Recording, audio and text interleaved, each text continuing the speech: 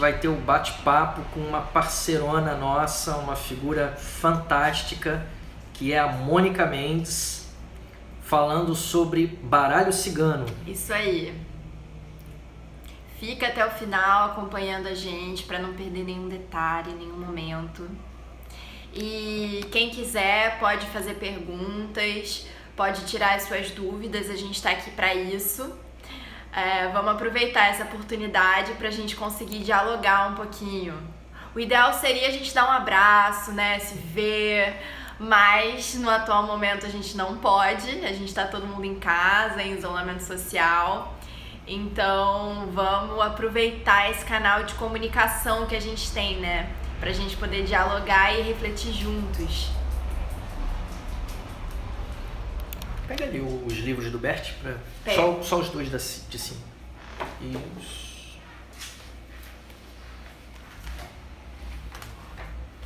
Bom, pessoal, todo mundo que tá aqui online já conhece constelação? Manda aí pra mim um okzinho ou um sim.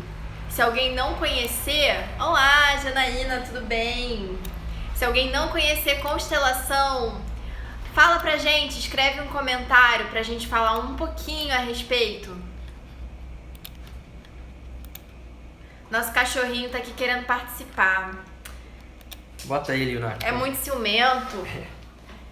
Ele é muito ciumento. Participação especial. Ó, participação especial.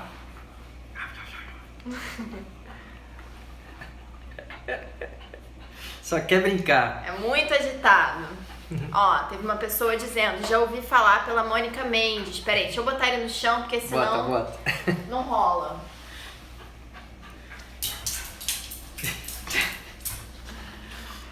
Ele é um fofo, mas é agitado, ciumento. E quando resolve cisma com alguma coisa, é difícil de tirar da cabeça dele. Aqui. Agitadíssimo. Olha, agitadíssimo. Ainda mais agora, nesse período, né? A gente tá passeando com ele, mas assim, evitando ao máximo. A gente tá indo uma vez por semana e quando a gente chega é direto pro chuveiro. Pra dar banho, né? Enfim, a gente toma banho também. Galera, hoje a gente vai falar sobre o tema da adoção. Teve uma pessoa aí que falou que... a Fernanda botou, quer ser incluído. É verdade. Ele quer ser incluído. Olá, mais uma pessoa entrando. Enfim, a constelação familiar, vou falar rapidamente, né? Mas de uma forma um pouco mais breve mesmo. Constelação familiar é uma terapia sistêmica, ela foi desenvolvida por um alemão psicoterapeuta chamado Bert Hellinger. E ele desenvolveu essa terapia partindo do princípio que a gente está conectado ao nosso sistema familiar, né? Então é como se a gente herdasse dos nossos ancestrais uma série de coisas. E o Bert, ele desenvolveu 3 leis sistêmicas, e essas leis, elas precisam estar em equilíbrio, serem respeitadas. Se elas não estão, a gente cria uma espécie de emaranhado, um nó na nossa família, né, no nosso histórico familiar. Então essas leis é a lei do pertencimento. Então a Fernanda brincou aí, o Gabo quer fazer parte, quer ser incluído. Então, assim, ele não é parte da nossa família, porque ele é o nosso cachorro, mas se fosse o caso de um familiar, né, todos os familiares, eles têm o seu lugar, eles precisam ser incluídos, precisam fazer parte. E você tem razão, ele não é da nossa família sanguínea, né, digamos assim, mas ele entrou pro nosso sistema. Sim, ele tem um lugar no nosso sistema, exatamente. E aí a gente tem a ordem, que é sempre assim, quem veio antes, né? Os nossos ancestrais, os nossos pais, os pais dos nossos pais, eles são maiores que a gente. Por quê? Porque eles deram a vida. A vida vai sendo passada adiante através dos nossos ancestrais. Então a gente precisa reverenciar e honrar os nossos ancestrais. E é o equilíbrio entre o dar e o receber. que é sempre essa balança, né, nas relações, que a gente tá sempre aquela coisa, me ajuda um pouquinho de lá, eu ajudo um pouquinho daqui, né? A gente vai equilibrando as relações. A única relação que nunca será equilibrada é a relação entre pais e filhos. Por quê? Porque os pais e filhos, eles são conectados pelo presente da vida. Os pais dão a vida aos filhos e os filhos nunca vão poder retribuir isso aos pais. Eles podem, de certa forma, não equilibrar, mas é uma tentativa de equilibrar isso, é passar a vida adiante, né? Seja tendo seus próprios filhos, seja, no outro caso, se dedicando a um projeto social, se dedicando a um projeto de vida, algo muito importante, muito alinhado com o seu propósito. Então, isso muito brevemente é uma explicação da constelação familiar. Quem quiser saber mais, pode mandar mensagem pra gente. A gente já recebeu sugestão pra próxima semana, né, de tema pra gente falar.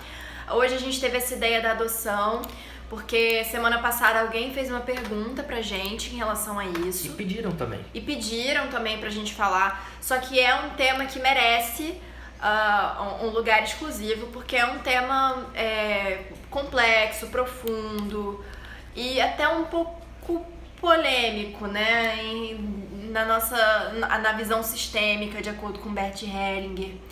Então a gente decidiu que vale a pena a gente pegar essa 1 hora pra gente poder falar só disso. Vamos esperar mais um pouco ou vamos começar? Vamos começar. 3h10. Vamos começar. O povo, olha, a galera tá entrando. Rafaela. Vamos começar. Fati Bezerra, sejam todos bem-vindos. Muito legal estar aqui nesse momento. Nós continuamos aí defendendo e praticando a hashtag Fique em Casa. Né? A gente entende que tem pessoas que não têm essa condição, né? Pessoas também que estão em áreas fundamentais, que não podem parar, mas nós estamos tendo nesse momento a possibilidade, então a gente continua no isolamento social, vibrando para que tudo isso passe logo e para que a gente possa atravessar da melhor maneira possível. Com certeza. E aí, né, como tudo é polaridade e tem seu lado bom, né, digamos assim, o seu lado bom não, mas o seu lado positivo e o seu lado negativo, nós estamos começando a praticar uma coisa que até então a gente não praticava, né, que era justamente essa transmissão ao vivo. Né? Nós estamos doidos para retornar para a nossa sala, para receber todo mundo, para que a gente possa fazer a constelação em grupo, no espaço lunar. Mas é bastante provável que quando isso aconteça, de algum modo, a gente vai continuar com essas transmissões. Porque é uma coisa também que a gente percebeu que é muito importante de ser feita. Então, estamos aqui em mais uma live no Papo Sistêmico, todo sábado às 15 horas, e vamos começar com o nosso tema, né? O tema de hoje é adoção. E antes de mais nada, é importante que a gente inicie esse papo partindo de uma compreensão muito profunda de que não vai aqui nenhum juízo de valor, não vai aqui nenhuma argumentação moral, né? Nenhuma questão ética no que diz respeito à adoção, né? Mas o que a gente percebe é que, vamos colocar dessa forma, o que a gente tem conhecimento sobre as leis sociais referentes à adoção e as leis sistêmicas referentes à adoção, existem pontos bastante distintos, né? Do ponto de vista social, a gente tem uma maneira de pensar o processo de adoção e do ponto de vista sistêmico, existe uma outra maneira de pensar o processo de adoção, né? O que é legal é que tanto se a gente fosse tratar da lei social quanto das leis sistêmicas, a adoção ela pode acontecer e ela pode dar certo, ela pode ser uma experiência de muito amor, de muita troca, né? Então, nisso, as duas visões convergem, né? Numa perspectiva social ou numa perspectiva sistêmica, a adoção não é algo negado, em hipótese alguma. Só que o Bert, ele vai dizer, a partir das leis sistêmicas, o pessoal está chegando, Meire, legal, seja bem-vinda, Tomás, bacana, seja bem-vindo também. Mas, voltando, o Bert ele vai dizer, vou começar com uma frase já forte dele, uma frase impactante. Vamos tirar o cachorrinho. Gente, transmissão ao vivo, é isso. É assim mesmo. Tivemos que fechar a porta pro Gabo, não teve jeito, ele tá brincando muito. Bom, vamos lá. Eu já começo com uma frase bem forte que o Bert vai dizer assim: toda a adoção é perigosa.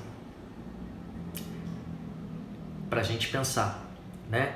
Toda a adoção é perigosa. O que vocês acham, né, dessa frase, né? Quando ele diz isso, né? Toda adoção é perigosa.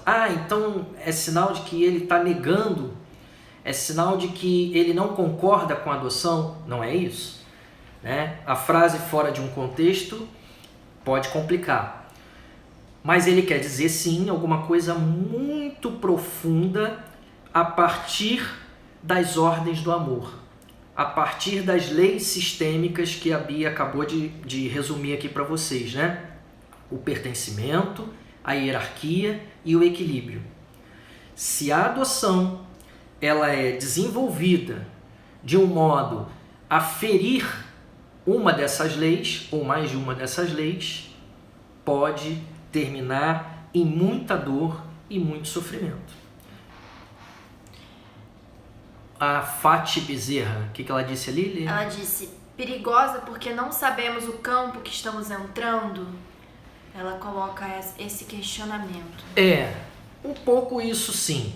Vou dar um exemplo aqui, até de um constelador que eu gosto, é o Mário Koziner, ele já usou esse exemplo. Ele fala assim, um fio de cabelo. Um fio de cabelo, ele traz todo um DNA ali, toda uma história genética num simples fio de cabelo, né? O meu fio de cabelo, ele tem toda uma história genética completamente diferente do fio de cabelo da Bia. Mal comparando, uma criança é isso, né? Quando há um processo de adoção, é bom frisar isso, não se adota um filho, se adota uma criança. É completamente diferente. Você não adota um filho, você adota uma criança. Com uma bagagem sistêmica. Você adota o sistema dela também. É aí a comparação do fio de cabelo. Quando você adota uma criança, ela vem com toda a sua herança genética, com toda a sua herança sistêmica emocional, né? E tudo isso vai estar sempre presente naquelas relações que vão começar a se estabelecer, né? Então é um pouco por aí que o Bert diz, olha, a adoção é um processo perigoso, há que ser feito com muito cuidado, com muita atenção, com muito zelo. Quer completar? Não, pode continuar. Então vou continuando aqui, né? Quando a gente tem um processo de adoção, uma das coisas que a gente tem que perguntar é: quem necessita de quem? Essa é uma pergunta central no processo de adoção. Quem necessita de quem? Existem situações de casais que não podem, por alguma questão biológica, ter filhos, né? E eles resolvem adotar uma criança por conta dessa questão. Se um processo de adoção se dá dessa maneira, é muito delicada a situação. né? E por quê, né? Porque para começar, olha só, a pergunta que eu fiz, quem necessita de quem? Se esses pais adotivos adotam porque não podem ter filhos, eles já iniciam essa relação num processo de necessidade. Ou seja, eles necessitavam dessa criança adotada porque eles não podiam ter filhos. Percebam como nessa reflexão a lei do equilíbrio já começa comprometida. Por quê, gente? A lei do equilíbrio vai dizer o quê? É um equilíbrio entre tudo aquilo que a gente dá e tudo aquilo que a gente recebe. E nessa lei do equilíbrio, é preciso que essa balança esteja permanentemente equilibrada. Pois bem, qual é a única relação que o Bert percebe que essa balança é naturalmente desequilibrada? Quem sabe pode responder aí. Qual relação onde não há um equilíbrio perfeito entre tudo que a gente dá e tudo que a gente recebe? Alguém sabe? Eu falei lá no início. Dica. O pessoal tá dormindo aí, ou então tá demorando. Opa, a grande maioria por não poderem ter filhos. Porém, há também o oposto. Sim, vou chegar lá, Fati. Bom, a única relação que o equilíbrio é naturalmente desigual é justamente a relação de pais e filhos. Beleza, a Fernanda colocou ali, né? Perdi pensando. É justamente a relação de pais e filhos. Os pais, eles sempre dão mais. Eles sempre vão dar mais para os seus filhos, né? E isso é natural, é normal que seja assim. E em algum momento, os filhos podem retribuir isso, mesmo assim não vai ser na igualdade de condições. De que maneira? Dando netos para os seus pais, né? Então a retribuição ela vem lá na frente, quando esses filhos eles constroem suas próprias famílias e dão netos para os seus pais. Pois bem, vamos para o lado da adoção. Se o casal necessita da criança porque não pode ter filho, já está estabelecido aí um desequilíbrio. E o peso que essa criança vem também, porque ela vem com peso de meio que preencher um buraco na vida desse casal, né? Que não consegue ter filhos. Exato, a Fati respondeu ali, retribui com os próprios filhos gerados posteriormente, exatamente, né? Então, gente, se as crianças que foram adotadas num vínculo inicial de carência desse casal que adotou, a lei do equilíbrio ela está comprometida, né? Muito comum também em casos onde os pais adotivos eles consideram que eles têm prioridade com relação aos pais biológicos. Eles entendem que eles vêm antes dos pais biológicos, né? Porque aí vai se passar aquela ideia assim, não, eu estou criando, eu estou garantindo o estudo, eu estou garantindo o afeto, sou eu que estou garantindo o amor, a alimentação. E aí é também comum que esses pais adotivos, eles se sintam numa condição de prioridade, ou seja, eles vêm antes dos pais biológicos. Precedência. Nesse caso, precedência. Nesse caso, fere uma outra lei, que é justamente a lei da hierarquia. Ou ordem, como eu falei anteriormente. Exatamente, a lei da ordem, que também é conhecida como lei da hierarquia, né? Ou seja, os pais biológicos, eles sempre vêm primeiro, né? Os pais adotivos, eles são cuidadores daquela criança. Lembra quando eu falei no início? Não se adota um filho, se adota uma criança. Então, e esses pais adotivos, eles são cuidadores. E tem o seu lugar como cuidadores. A gente não tá aqui falando que não tem um lugar para eles, sabe? Tem sim. tem um lugar, mas não é um lugar de pai e mãe, porque eles não deram a vida, né? E isso a gente está falando, obviamente, sistemicamente, de acordo com a sabedoria, os conhecimentos sistêmicos de Bert Hellinger. Exato. Uma outra situação, que eu acho que foi a Fati Bezerra que mencionou, né, é quando é o oposto, ou seja, quando essas crianças, elas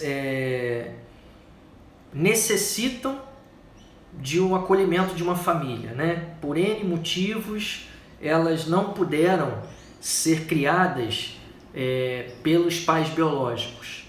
Bom, aí a gente vai ter algumas situações, né? Primeiro, é importante ressaltar que quando isso acontece, o Bert Hellinger, pela sua experiência, e aí é muito legal quando a gente fala de Bert Hellinger o tempo todo, né? Porque a gente trabalha com constelação sistêmica familiar, mas o Bert, ele parte de uma prática, tá, gente? Ele partia de todas as experiências de anos e anos e anos, ele abrindo campos, ele constelando pessoas e ele percebendo que acontecia mais ou menos dessa forma. Mas ele nunca engessou também, ele sempre dizia, olha, cada caso é um caso. Cada campo vai se manifestar fenomenologicamente de uma determinada maneira. Agora, eu observo que é normal, que normalmente acontece dessa ou daquela forma. Então, assim, não é uma Bíblia, né? Com todo respeito à fé das pessoas, com todo respeito a quem lê a Bíblia e quem acredita, mas não é uma profissão de fé o que o Bert faz. É uma profissão científica mesmo, né? Empírica. Ele observa o campo sistêmico e como esse campo sistêmico se movimenta. Então ele vai dizer, por exemplo, que pelas observações dele, quando os pais biológicos não podem criar os seus filhos, normalmente isso acontece motivado por questões sistêmicas de muitas gerações.